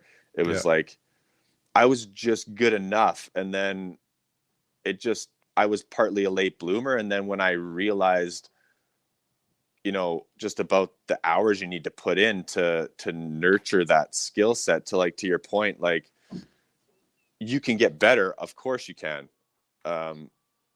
If you have, not everyone can play junior hockey because like at the end of the day, not everyone, there's better players and there's not as good players, right? Like that's just in life. That's just what it is. But it just hit home with me because like I really noticed such a huge difference, and I'm like, God, why didn't I work on this like sooner in my career? Right. Because it was like that I got that much better. It wasn't like I just slowly got better. It was like very hard line of like, and I'd have my 10 points in 30 games in college my first 3 years, and then like I got way, way, way better that last year. And because I was working on it every single day, because I, once again, had this mindset of like, I don't care. Like if people think I can't make it to, like, I'm going to make it there. And I just, and I knew the crazy thing is I knew I was going to make it. And part of that was like trusting the process and seeing the results that came along with it. It's like, holy shit. Like, I have a point a game in the first like 7 games, like this is working. And then you do it more and your confidence goes through the roof. And it's pretty cool you get addicted to the process a little bit. Oh, right? like my last year at college was by far the coolest time in terms of that. And in terms of confidence and like just being in this really space that no one could knock you out of. Right. No, that's great. It was pretty cool. Yeah. But anyways, that book, I always relate it to that book because it really hit home with me, where you got to be, you got to be somewhat good. Yes. Because not everyone can do these things or, their respective craft. But if you work and put in the time, then you can really perfect something. Yeah. So. No, for sure. And, average is the wrong word. You have to be better than average. But like if you can make it to like a junior level of, junior you're A, better than average already. Then you're already better than average, right? Like you're way better than average. So like I do think that from that spot, there's so much room to grow. And I think a lot of us have a tendency, which is another tenet that I like talking about, which is deliberate practice, which is what you're speaking to, right? The ability to deliberately practice something outside of your comfort zone. Because we usually, when we practice, even kids like who say, oh, I shot 200 pucks today, those kids are shooting the puck the way they are good at shooting a puck. So they repeat what they're good at again and again and again and again. Right. That's not getting you any better, really. I mean, in my opinion, right? It's like the guys that are practicing the things that they're not good at, right? Yeah. Specifically not good at, with an intention involved. Like that's when that growth explosion happens, right? Like, so I mean, good for you to lean into that, man. Like that's. I just love that aspect of it too, and to have the proof be in the pudding that, you know what, this does work, you know, and it does stick. Were you captain just your last year? Or were you captain prior to that? I was assistant captain my junior year. So then, and you wore the C your last year. We actually had tri-captains, which was a little bit unorthodox. So like myself and two other guys, we were all 25-year-old seniors from Canada. And they were all both like really good players and leaders too. But that sounds like to me though, you grew, like you were growing into a leadership role there, even like with your attention to like be dedicated enough to stay there that school year, right? To work in your game, to have this idea of where you wanted to go. I've spoken to that here before. I mean, having those guys at the top of your food chain that are really committed to something becomes now part of your culture for everyone else coming in there, right? Like they're watching you do your thing, right? Have success. It's like now it becomes okay for them to find out what works for them and what their standards are, as we spoke to already. Yeah, no, for sure. Unfortunately, like we didn't ever have like a really great team when I was at Brown. But that last year, we snuck in and went on a run and actually knocked off, I think we beat Yale and they were ranked and we were like at the bottom of the, we go, and then you go on a run. It's like you get hot, and we ended up going to the tournament for the ECAC and we lost to Cornell, I think. But but it was cool just to be like, especially a leader on a team that like you're part of a run and you're driving that ship a little bit, So when you had the perspective change or the mindset shift of being like, now NHL was a thing or pro hockey was a thing, like whichever one, it sounds like NHL was what you wanted to be. You could see yourself there. You could believe yourself being there. How did you go about, like, what was it mental mostly and physical, or was it, I mean, how did your compass change there? Like, what was the big difference for you with that and believing, right? Because it's one thing to say, I want to play in the NHL, but it's another thing to actually believe it and think that that's real. Like, how did you connect those two dots together?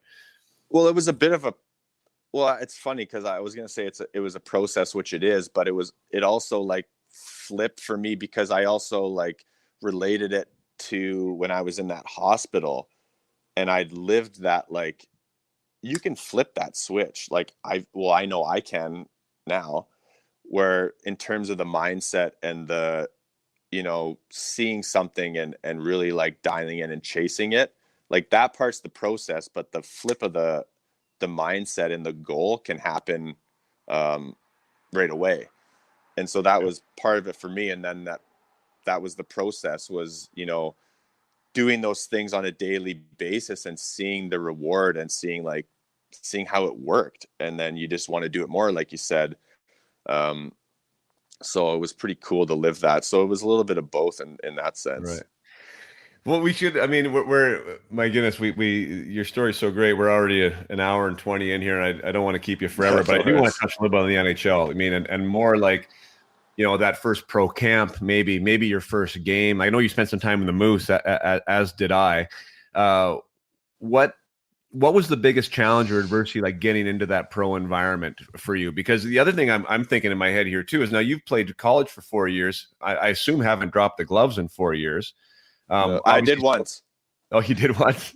But might have been a little rusty, right? Like, was that something that you knew was going to be coming at you again? Or, I mean, I don't want to steer you there if that wasn't one of the challenges, but like, what was some of the adversities coming into pro?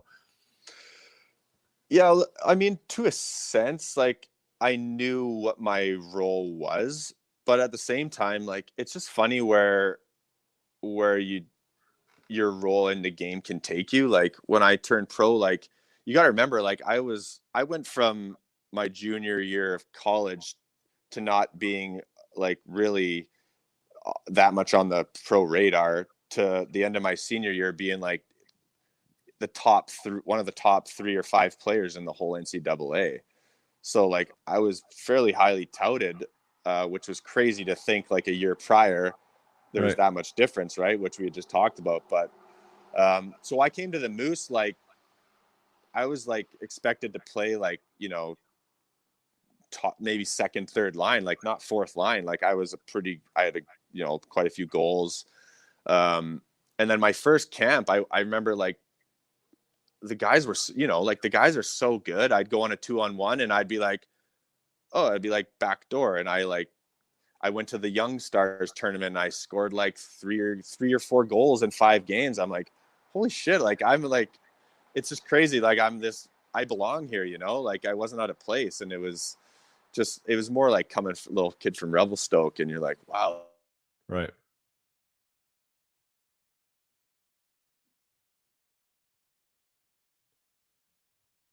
No, I don't know if you can hear me, Patty, but you froze up.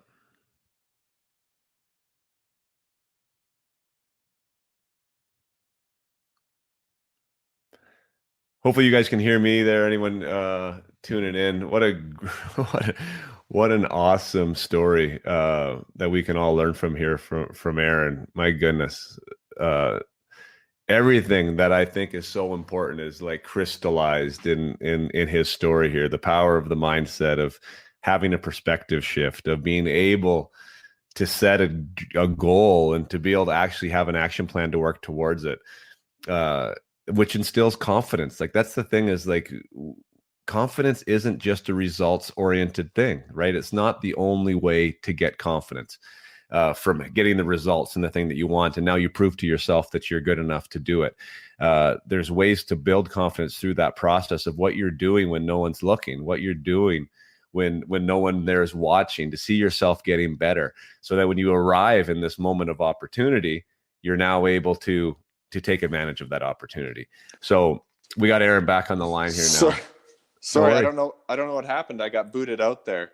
That's all right. No worries, man. It happens. This is 2020 and technology doesn't work. Yeah. Sorry, I can kind of segue back into it if you like. Yeah, no worries. No worries. Get back in. I was just closing the loop there while we were waiting for you to get back in. Yeah. Where did we leave off? Well, you were just talking about your time, like how you were starting to feel like you were feeling comfortable, thought you were established, you were going to be a little bit more established in maybe a higher role, and then you were kind of confronted with potentially some pretty good players and trying to go back to the roots, I think is where you were going with that. Yeah, right. So yeah, I remember like my first camp and thinking like, you know, I belong here. And then I went back down to the Moose, or I started the year there. And, you know, I was playing first unit power play, and I think I had like 4 assists in my first 2 games, gotten a couple scraps and did pretty well. And, you know, I was like on the path to like, you know, maybe I could even be like a second, third line NHL player one day. Like the sky kind of felt like the limit. And then I go in a bit of a rut, and then, you know, I don't score or get a point for like 5, 6, 7 games. And then, you know, I started scrapping more, and just because I knew like I could contribute that way or be physical. And then, you know, you start doing well, and like, I don't know if I would have made the NHL if I didn't do that stuff. Like I probably wouldn't have. So I think it's just funny where I think if I did continue on that role early, where my career potentially could have gone with that. But I ultimately like knew what my role was and did that. So I think it really helped me in that sense. And I got called up, I think around Christmas that year. And, you know, like I said, I always defaulted to what my role was in terms of that. And I just struggled to get that offensive confidence back. I never got it back. And, you know, that's just the way it kind of unfolded. And that's partly because the players are so good, like we talked about. Right. And, but yeah, it's just funny how that changes for, you know, over the course of a career. Yeah. Yeah, I mean, and there's opportunity involved in that too, right? I mean, the guys you're playing with, when you're on the ice, what you're expected of doing when you're on the ice, like there's a lot of things that go into whether you're going to be able to make a play or even have a 2-on-1 to make a play, right? Or whether you're trying to beat that guy at the blue line. So, I mean, I get that aspect a lot, because being able to do it is one thing. Being able to do it and have the opportunity where someone actually wants you to do it, Right. It's completely another, right? Yeah. But yeah, you only had like a year in, like, it looks like like kind of a year in the minors, right? Like 3/4 of a year in the minors, and then you were off. I mean, like that's really impressive in and of itself too. So whatever you were doing down there, even though it wasn't, filling the net full of goals, was being noticed. You were being really effective in the AHL. Was that in that like physical hitting forecheck type player? Yeah, exactly that. It was like what made me successful, achieving that, getting into the next levels earlier in my career was the same thing. And I actually remember I was in Abbotsford the one game, and I used to call it the double homicide, where I hit a guy so hard and put him out at center, and then someone jumped me, and then I beat him up. And that happened. Luckily in Abbotsford, with all the brass around, I got called up, I think 3 days later. Right. So a little bit of its timing. And, for me, a lot of that was my first year was the year that we went to the Cup final, right? So, which is also a cool story. I almost played in Game 7 against Boston. Vigneault came in because we were Black Ace, and so got sent back down for the playoffs in Manitoba. We got bounced the second round, and then 5 or 6 of us or whatever came up for Black Aces. And he comes into the room. I can't remember who was hurt, but someone couldn't play for Game 7. And so he comes in and talked to me, and it was Alexander Balduc, who was a centerman. He's like, one of you guys are playing tomorrow, so be ready. And we looked at each other. We're like, holy shit, like we're going to play Game 7. And he ended up going in. He was a centerman. I think that's probably why. I probably would have played like 2 minutes, but who cares? No kidding. That would have been ridiculous. But anyways, the consensus was that we got pushed around, right? That Boston bullied us and pushed us around. So that really set me up in terms of like, sometimes you need a bit of luck and timing with everything. And the timing was really good because I had a really strong camp, and I actually ended up one punching this guy from the Sharks in camp. And I had a couple big hits that game, and I knew they brought in like Todd Fedoruk, like a bunch of these heavyweight dudes. Like, I think there was like 5 or 6 of us competing for 2 jobs on that fourth line. And then after that game, I'm like, I knew I got it. So it was pretty cool. It was pretty cool timing for that. Yeah, Raph was there.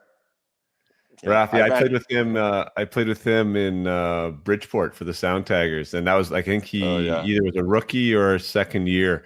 And geez, you say what you will about Raph, and I don't know what you thought of him as a guy, but or his hits for that matter. But you knew at the NHL level when he was on the ice, like the other team knew for sure. Yeah. And that was that statement that you were talking about. You mean like you need those guys in the playoffs, man, like 100%. Yeah, you do. I love Raph. Like, he lives in a bit of in his own world sometimes with some of his mannerisms, but that just makes him who he is. Like, I actually love Raph. I've met up with him like a few times through different alumni stuff, and I've hung out with him. And, but yeah, he really brings it. Like, I don't think he'd be in the league for long nowadays, but yeah.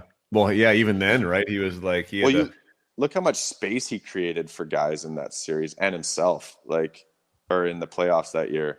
Yeah. He was a good player, and yeah, you definitely knew when he was on the ice, like you said. He could hit. Could you relate to him? Like he was one of those guys too. Like he was definitely stocky, obviously. I mean, he was 200 plus, but not a big guy. God, could he throw his weight around in a way that would like just explode guys? Oh yeah. What do you think it was with him, or even with yourself? Is it lower body strength? You mentioned angles earlier. Like what is the art of the hit? To be honest, I think most of it is in your head, because you'll see most guys don't hit through someone. They'll slow down, where it's like Marty said about that hit in Salmon Arm. Like, I got no business knocking down a guy that's 6'5" and 250 pounds. but like physics may defy that a little bit. But like, I don't know, like part of that was because I was so good at it growing up and I practiced it a lot, but I just knew like, if you're coming at me, like there's absolutely no way you're going to knock me over. Like, it's just not going to happen. And so that may sound a little quirky, but it's true. And I think I do have, like, I had a really strong lower body. I was going to say I do, but I've lost all my weight, so I don't anymore. But yeah, if you were to ask me now, if you hit me on the ice, you might get me. But yeah, I think that was part of it. And just having that strong base and hitting through, because you'll see if you slow up and you're going to hit someone, but then it's like you peel back a little bit, it's not going to have the same effect. So any big takeaways from your time in the NHL? Like any guys that I mentioned, playing with Matt Sundin or being on his line, like that was just sort of some impactful moments. Like, was there anyone that from a mentorship side or even from an exposure side that it was pretty lasting, that memory? Yeah, I don't know if I would say as much like mentorship. I'm just was really lucky to play in two like amazing cities and teams, and like the players that I got to play with it's funny because sometimes you think back and you're like, I wonder if I went to a worse team, maybe I'd get a little more opportunity. Sure. Yeah. Like I played on the teams every year were awesome. Like we won the President's Trophy in Vancouver. Washington was, we always had a strong team. They're always strong. And just the players, like I got to play with Hank and Danny in Vancouver, and like guys like Manny Malhotra, like great guys that you in terms of mentorship, see what these guys do on a day-to-day basis as well. And then in Washington, you like playing with Ovi and Backstrom, it like every day was like an eye opener. Like you had to pinch yourself sometimes. You're like, I can't believe I'm playing with these guys sometimes.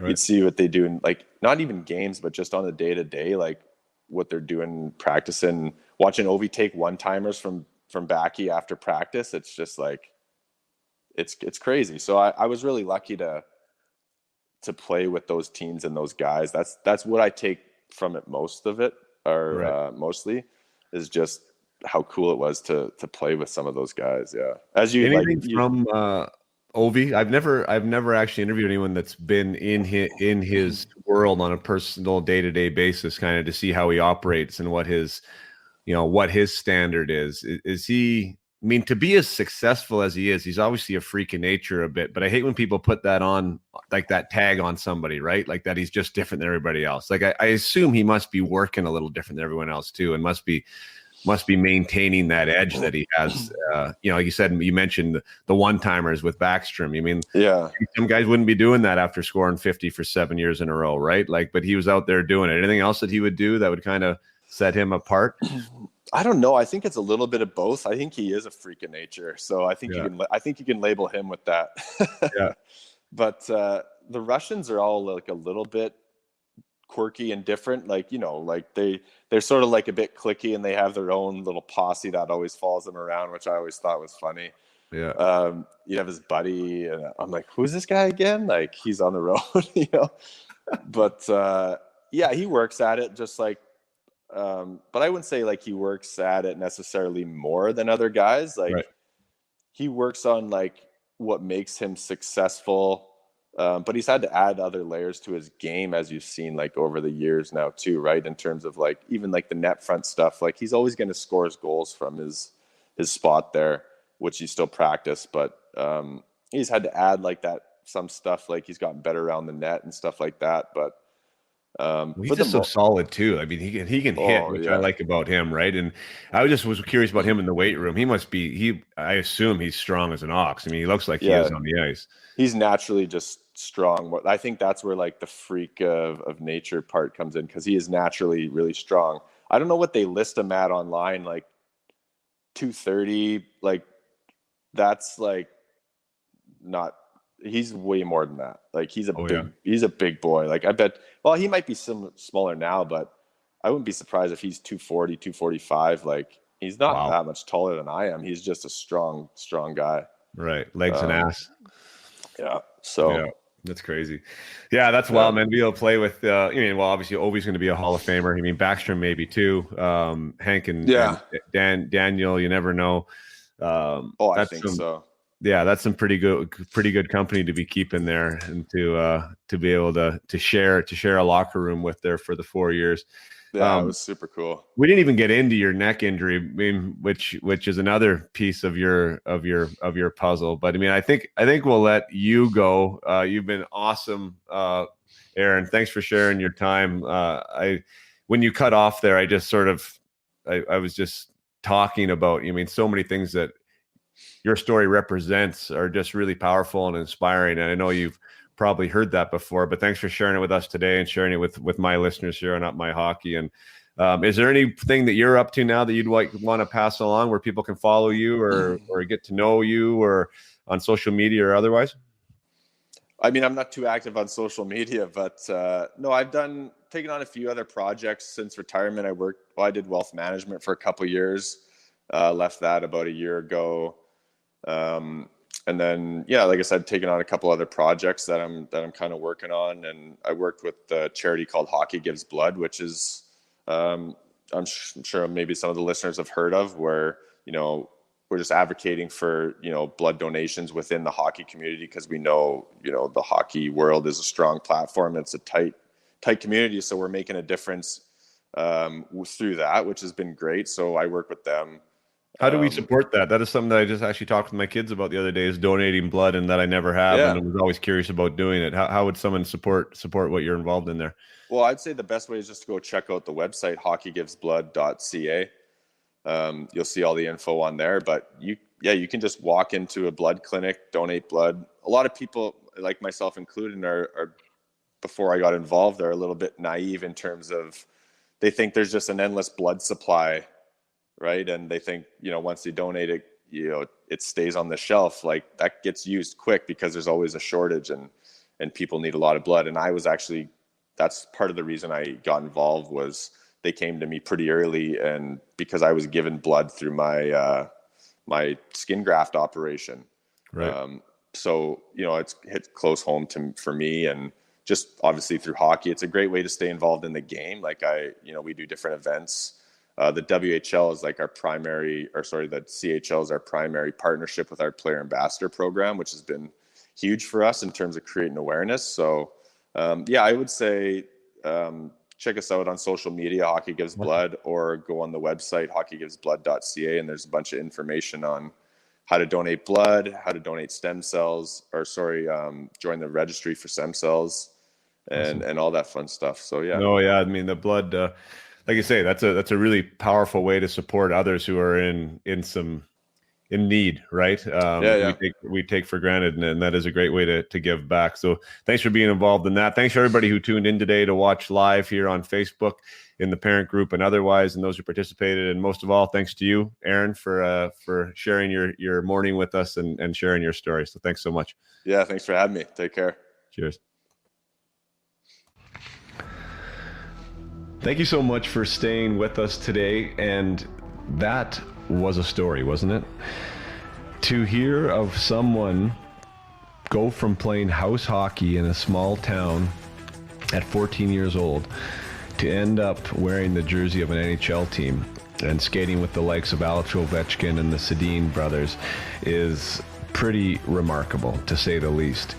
And what I love about Aaron's story is that it is the power of possibility. It is the exact thing that I speak about when I talk about belief system, and my core 4 belief system that I work with my clients on, which I talk about and teach at upmyhockey.com. And that is our ability to choose what circumstances mean. And for Aaron, he chose to believe that being burnt wasn't a career-ending situation. He chose to believe that there was opportunity there, and he used it to build confidence, to build resilience, to overcome, and to establish himself as somebody that can do anything. And that is like crazy because not everybody makes that decision. There are people that will get lost in the pain he was experiencing. There are people that'll get lost in hearing people tell them what they can't or won't be able to do.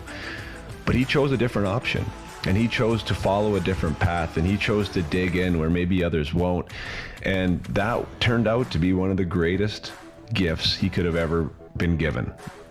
The sick thing of being burnt, something that no human being would want to experience, no human being would want another human being to experience. But that turned out to be, like he said, if that wouldn't have happened, he would have never made it to the NHL. He probably would have never got that option to go to Brown University. He would never have built that mental mindset muscle to be able to see himself one day in an NHL jersey. And he did all that. So for all those of you out there who have going through something right now, we always try and have a takeaway here at Up My Hockey. And I mean, these takeaways apply obviously outside of hockey. Aaron was able to use this in the sport of hockey, and he's able to use it now in his life. But adversity means what you want it to mean. Remember that you have a choice. It can be a reason for you to stand up. It can be a reason for you to be courageous and brave, a reason for you to overcome, or it can be a defining moment and you can be a victim and you can have the setback and it can be a reason for you not to do something. But remember that it is your choice, that it's on you. And I think when we realize that, we then can become empowered and we can take ownership and we can hold our head up high and fight the good fight. Like Churchill said in his Man in the Arena speech, it's better to be in the arena than be on the sidelines. So Aaron, thank you so much for sharing that with me today. I hope you guys got a lot from this. And for any young hockey players out there, realize you can get better. You can improve whatever you want. When you put intention to something that you're not good at, you will improve. That's the way the brain works. That's the way it functions. It responds to challenge. It responds to adversity. You just have to stick with it. You have to be committed and you have to put in the time. So lots of good stuff there today. Thank you so much again for being here. And as always, play hard and keep your head up.